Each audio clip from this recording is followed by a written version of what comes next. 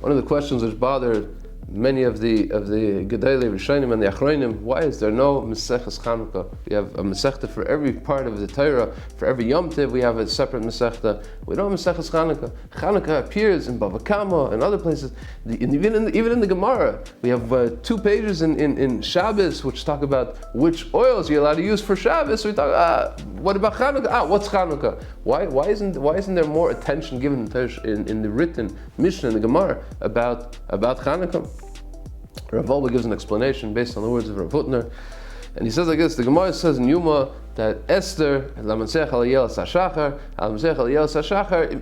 talking about Esther. The morning star is Esther. Why is the morning star Esther? The morning star is the end of the night, and Esther is the end of the miracles. What do you mean the end of the miracles? Asks the Gemara. There was still Hannukah. The story of Hannukah happened many hundreds of years after the story of Purim. Yeah, but that wasn't nitan likosev. The story of Purim was supposed to be written down. That's why Megillas Esther became one of the Chav Dalad Sifrei Kodesh. It's part of the Ksuvim, and Hannukah doesn't have a sefer, so it was not meant to be written down. It was a miracle that happened. It was a nes, and we have a Yom Tov of Hanukkah, we say Hallel, and we have mitzvahs, but we don't write it down. We're not supposed to write it down. So what? Why does it mean because we don't write it down, so it's not called a miracle? What's going on? What's the nes? What is the significance of Hanukkah not being lo nitan likasev? What does that mean?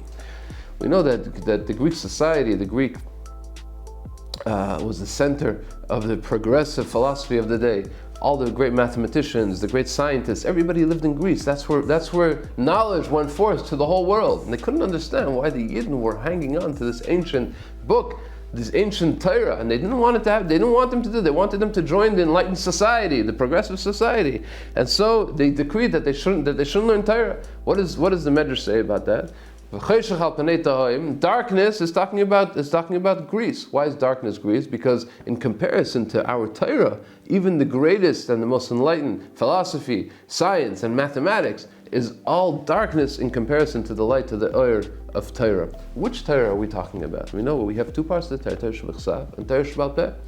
Hutner says that he proves it from the Medrash and in other places. The Greeks had Torah Shebechsav. We know from the Gemara. The Gemara says that they even ordered a special translation of the entire Torah. And that's why we have the Septuagint. We have till today. We have the book that they ordered for them to have the Torah. But that was Torah Shebechsav. Torah Shebechsav. The Greeks have some sort of yachas to the Torah Shebechsav, and they agree. And they agree that there's knowledge and there's wisdom in the Torah Shebechsav, and we should study it. They didn't understand the Torah Shebechsav. Why are we still arguing and fighting and having discussions about it and sitting days on end discussing nuances of different halachas and different details in every halacha? Why are we doing that still? That's Torah Shebal Peh. That's the secret of the continuity of the Jewish nation, is our Torah Shebal Peh. And the fight between the Greeks and the Hashmonaim and the Maccabees, says Rav Hutner and says Rav Wolbe, was over Torah Shebal Peh, not over Torah Shebechsav. Yafta l'kim liyefes, where we're even allowed to use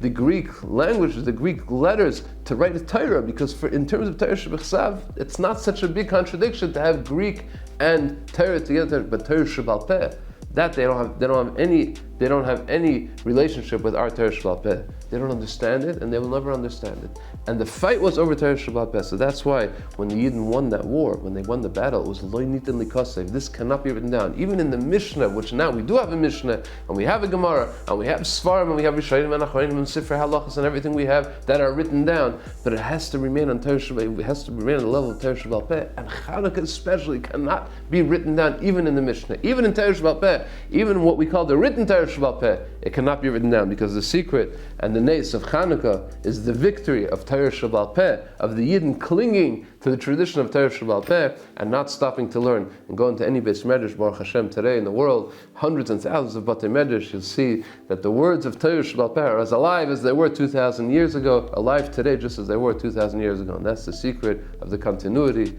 and the nes of Hannukah. Good Shabbos and a Freilich Hanukkah.